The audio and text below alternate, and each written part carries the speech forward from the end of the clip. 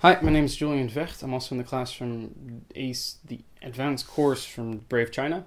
I'm not here today because I'm doing an internship meeloopdag thing in Eindhoven, so I'm going to do it this way. I'm going to tell you a little bit about how the Great Firewall of China works.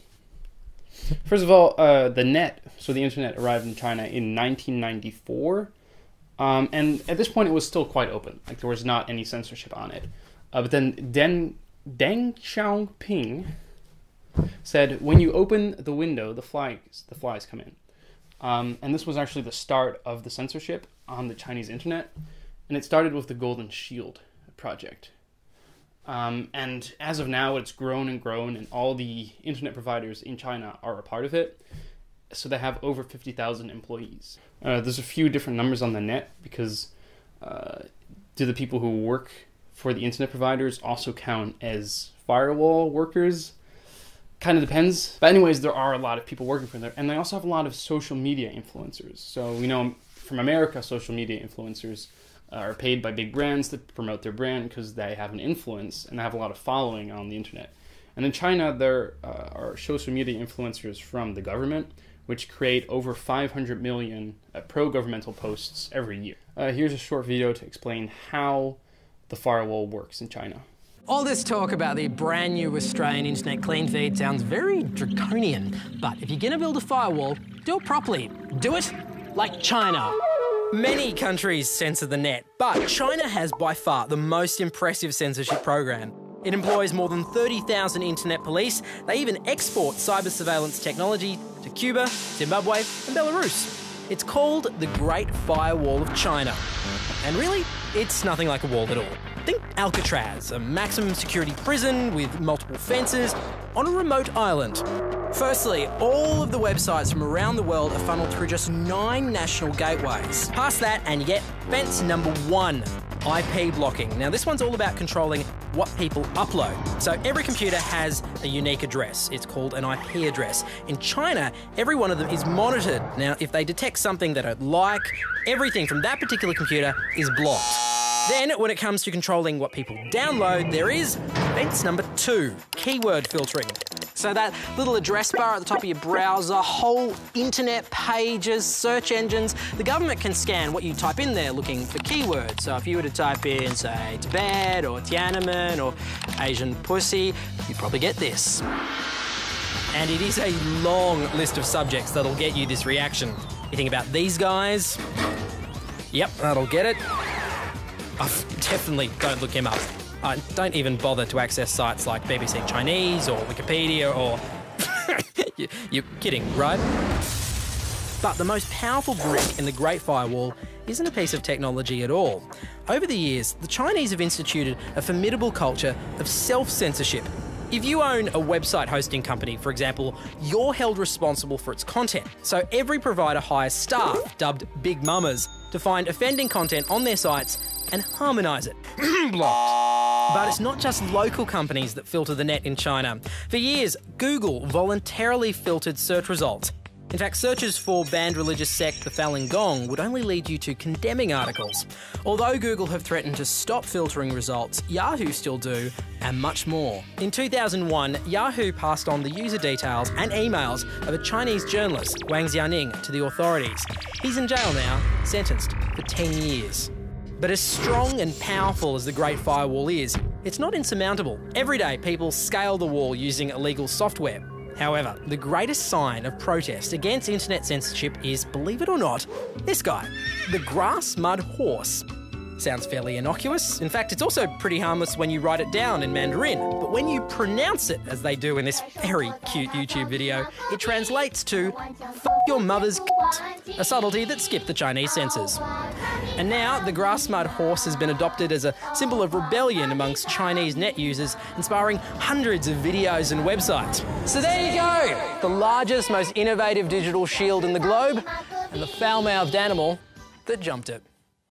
So I won't go too much in depth about how the firewall works, but there are some tools that they use to make it work as it works. First of them is DNS poisoning. So when you're looking for a website, say twitter.com, you send a request to your internet provider for the IP address of that domain. So you send the name www.twitter.com to your internet provider. That internet provider looks through a list and finds the IP address, which it returns to you so you can connect to the website. If you change the IP address, you won't be able to connect to the website and it will be blocked. This is a simple way that they can block websites. Another way is just blocking access to an IP address, which is kind of the same thing, only it's just putting in the server that the IP address is blocked instead of changing it around. It is a bit more work to block an IP address instead of just sending them to the wrong address. How they find the addresses that they don't want is by analyzing and filtering URLs. So say, for instance, Wikipedia would be legal in China.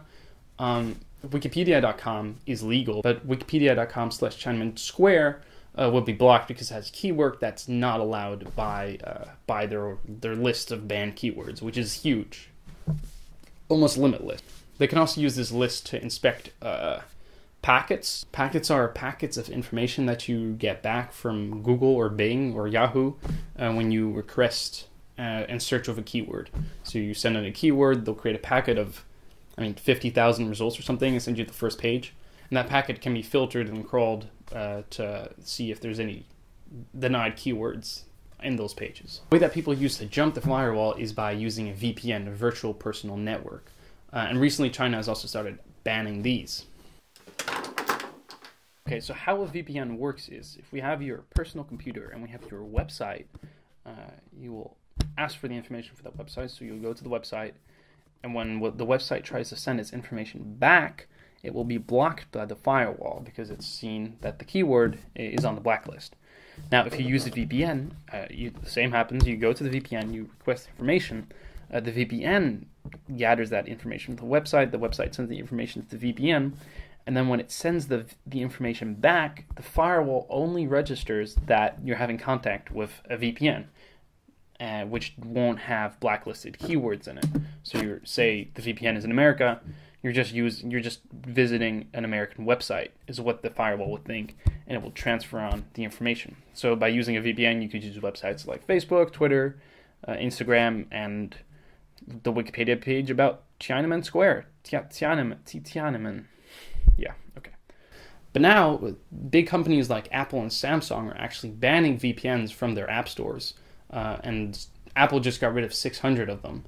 And Samsung is catching up quick because they still want to be able to have the App Store in China. And if the Chinese government doesn't allow VPNs, they might block the App Store. Wu Qiangyang was a seller of these VPNs. It was a small business owner. Illegal business, but it was to persons, so it wasn't a ginormous organization behind them, and he was just selling VPN networks. And he was actually jailed for 5.5 years by the Chinese government to kind of put out a message that no one should be selling VPNs anymore. Now, there used to be this theory that China actually allowed people to jump the firewall with VPNs because they wanted researchers and scientists to be able to gather resources and information from the outside world and come back in. So people who had the money to buy VPN and the access and the knowledge could jump the firewall. But this shows that China actually doesn't want anyone jumping the firewall and getting out of their restricted access. This also creates a problem for businesses who use VPNs.